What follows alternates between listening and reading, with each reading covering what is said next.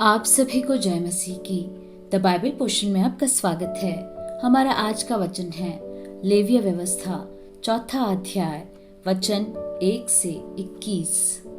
फिर यहोवा ने मूसा से कहा, इस्राएलियों से यह कह कि यदि कोई मनुष्य उन कामों में से जिनको यहोवा ने मना किया है किसी काम को भूल से करके पापी हो जाए, और यदि अभिषिक्त याजक ऐसा पाप करे जिससे प्रजा दोषी ठहरे, तो अपने पाप के कारण वह एक निर्दोष बछड़ा यहोवा को पाप बलि करके चढ़ाए।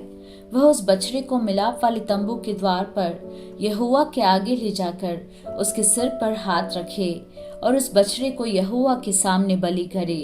और अभिषिक्त याजक बछड़े के लहू में से कुछ लेकर मिलाप वाले तंबू में ले जाए, और याजक अपनी उंगली लहू में डुबो डुबो कर और उसमें से कुछ लेकर पवित्र स्थान के बीच वाले पर्दे के आगे यहोवा के सामने 7 बार छिड़के।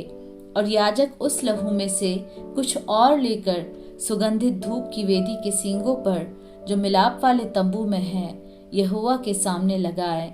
फिर बछड़े के सब लहू को वेदी के पाए पर जो मिलाप वाले तंबू के द्वार पर है उंडेल दे। फिर वह पाप बलि के बछड़े की सब चर्बी को उससे अलग करे, अर्थात जिस चर्बी से अंतड़ियां ढपी रहती है और जितनी चर्बी उनमें लिपटी रहती है, और दोनों गुर्दे और उनके ऊपर की चर्बी जो कमर के पास रहती है, और गुर्दों समेत कलेजे की ऊपर की झिल्ली, इन सबों को वह ऐसे अलग करे जैसे मेल बलि वाले चढ़ावे के बछड़े से अलग किए जाते हैं। और याजक इनको होम बलि की वेदी पर जलाए। परंतु उस बछड़े की खाल, पांव, सिर, अंतड़िया, गोबर और सारा मांस अर्थात समूचा बछड़ा छावनी से बाहर शुद्ध स्थान में जहां राख डाली जाएगी ले जाकर लकड़ी पर रखकर आग से जलाए। जहां राख डाली जाती है वह वहीं जलाया जाए। यदि इस्राएल की सारी मंडली अज्ञानता के कारण पाप करे और वह बात मंडली की आंखों से छिपी हो और वे यहोवा की किसी आज्ञा के विरुद्ध कुछ करके दोषी ठहरे हों, तो जब उनका किया हुआ पाप प्रकट हो जाए तब मंडली एक बछड़े को पाप बलि करके चढ़ाए।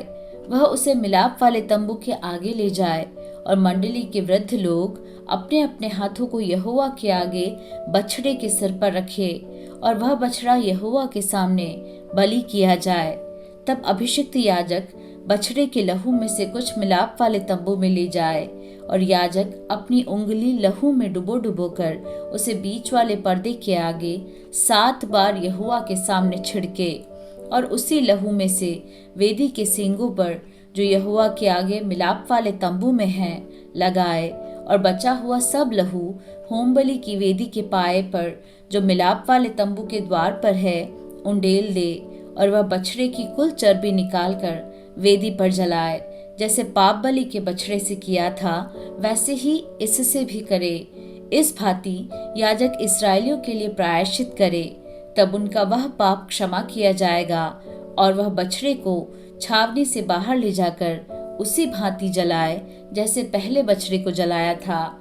यह मंडली के निमित्त पाप बलि ठहरेगा।